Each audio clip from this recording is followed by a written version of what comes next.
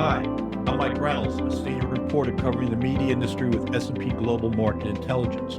Welcome to Media Talk, a podcast hosted by S&P Global, wherein the news and research staff explore issues in the evolving media landscape. Today, I'm joined by S&P Global Market Intelligence Kagan senior research analyst Wade Holden, who specializes in the box office and the movie business. How are you doing today, Wade? I'm doing well. How are you? Good. Thanks for joining us. Wade is going to be kind enough to share his thoughts on the box office performance in 2023 as the industry continues its recovery from the pandemic shutdown in 2020. He'll talk about some of the top films and trends. He's also going to bring us up to speed on early returns so far in 2024 and a little bit of a look ahead to what summer will bring for all of us at the theaters. Anyway, let's get right to it. Super Mario Brothers, Barbie, Oppenheimer, the latest Avatar movie.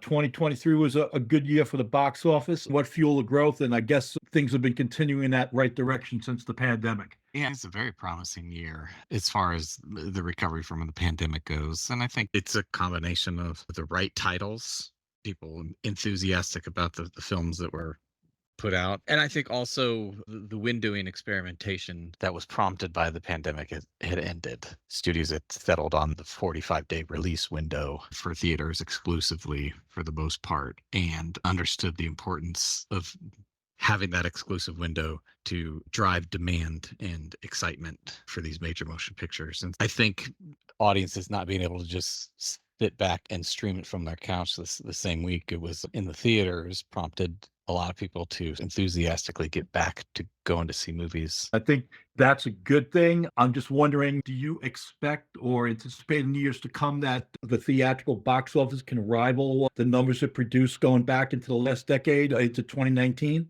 Prior to the pandemic, we were still seeing a somewhat downward trend in admissions anyways, and a lot of what was prompting growth in the industry is rising ticket price averages. And I think that's what we'll see happen. There's just a massive amount of entertainment options out there for people these days. It being stuck at home, I think, and turning towards digital entertainment services has created a savvy group of people who understand maybe a little bit more about windowing than maybe they had in the past. And I think there's just going to be a group of people now who are content with waiting to catch it on the streaming service that they're subscribed to if they're able to. But that being said, I don't think theatrical exhibition will ever go away. It's too important to the industry. It's the way these filmmakers imagine their films being seen. They shoot it to be seen in that format. And I think still inherently there's a joy that comes from the communal process of going to a theater full of people and watching these films. And I think it has to be certain types of films that are able to draw people, genres that maybe were able to do a lot better comedy dramas don't do what they used to do, because I think there is a group of people who are like, oh, I saw that trailer. I think let's wait to watch it at home. Okay. Movie. So I don't think it's going to go away. Right. Now, again, I think we all, like you said, they're filmed in a big way. It's fun to sit with others and enjoy the spectacles that are out there on the big screen. We'll be keeping tabs on that as we go forward. I think last year there were, 24, 25 films that passed the $100 million in domestic box office. How does that kind of stack up into years past, Wade? It's very comparable to pre-pandemic times, having films past the 100 million mark. So yeah, that was a very positive sign. Having the top 25 films were $5.75 billion combined for our box office calendar. Yeah, so I think that coupled with how the summer season did, it really gave hope that things are recovering. Any films that surprised you, whether really outperformed or underperformed in terms of what you might have thought? A lot of people talk to the Taylor Swift Eras Tour concert as that thing was just gangbusters. Right. The Taylor Swift it was interesting. It was interesting that it made so much money when they had the different release pattern of only being Thursday through Sunday. Yeah. So cutting a few days out of the week was something new. On a personal note, if you would have told me that Barbie and the Super Mario Brothers movie were going to be the top two films of the year, I would have looked at it and been like, well, there's like a Guardians of the Galaxy and there's a Spider-Man and Avatar is still rolling. Are you kidding me? But Yeah. that's part of the joy of the business, is the surprises that you get. On the others, another kind of surprise was Five Nights at Freddy's making the 137 million that it made when that was a film that was released simultaneously on Peacock. So the fact that that had the box office legs that it had when people did have the option of just staying home and watching it, that was pretty surprising. Interesting. Speaking of NBC, I think they set the box office pace overall as a studio, and Disney from the distribution, they've been on top of that for the last 3 years running. Correct. Yeah. But Disney benefits from also owning 20th Century Studios, which Avatar was a big chunk of Avatar's total box office gross came in 2023, and they have Searchlight Pictures. So being able to add those together with the Walt Disney Studio Motion Pictures, those three combined to outgross Universal. So Disney was like just over 2 billion in total gross between its three studios, and then the Universal Studios, as its Universal Pictures separately, it outperformed all other separate studios. Let's turn our attention a bit to this year, 2024, maybe off to a little slow start through the early part of this year. Yeah, we're really seeing the effects that the Hollywood strikes in the latter half of 2023 have had on the production schedule. And it caused a down winter season in 2023, as films that were supposed to be released then got pushed back. So there was some content for the beginning of the year. So right now, through the first 5 weeks of our box office calendar, total box office is down almost 28%. Okay.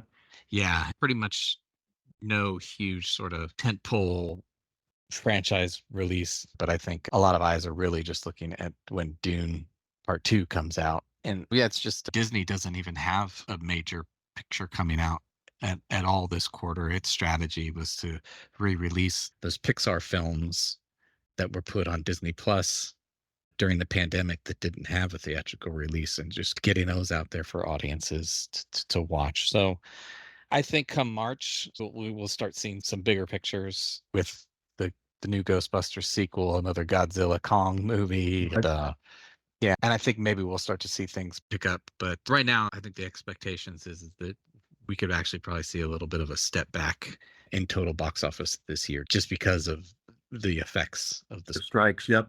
One of the pictures early this year, Argyle, I think there was some high hopes for it. I think Apple might have paid about $200 million for distribution rights. It hasn't worked. Right. Yeah, 200 million for the rights, and then I've also seen around 80 million in marketing costs for the release. Yeah, I think it was a gamble. It was a genre type action film. It's Matthew Vaughn. He's been known for the Kingsman film series, Sure. and the returns on those have been dwindling with each succession. Maybe the appetite for it just wasn't there. I think maybe the premise was just a little too out there for the general audiences. Yeah, it's pretty complicated. Yeah, but yeah, it's interesting taking that big of a swing.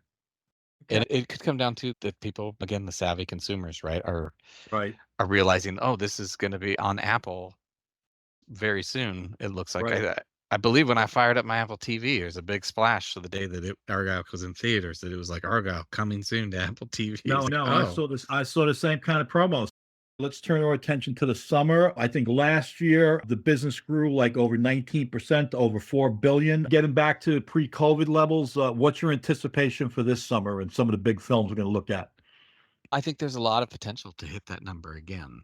We are kicking off with Kingdom of the Planet of the Apes, so we got another one in that cycle.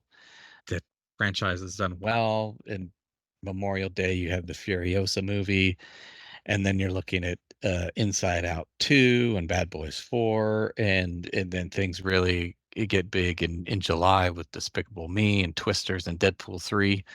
Yeah, I think there's quite a bit to be excited about for this summer, and I think there's going to be some interesting hits in there that maybe we weren't expecting. Yeah, I'm personally looking forward to The Bike Riders. I think it's a very interesting looking film. I'm excited to watch that. Anything else on your radar that you're definitely planning on going to? I'm actually very interested in April with Dev Patel's directorial feature Monkey Man. Okay. That looked very interesting. I'm very excited about the second part of Dune, but that's the sci-fi nerd in me.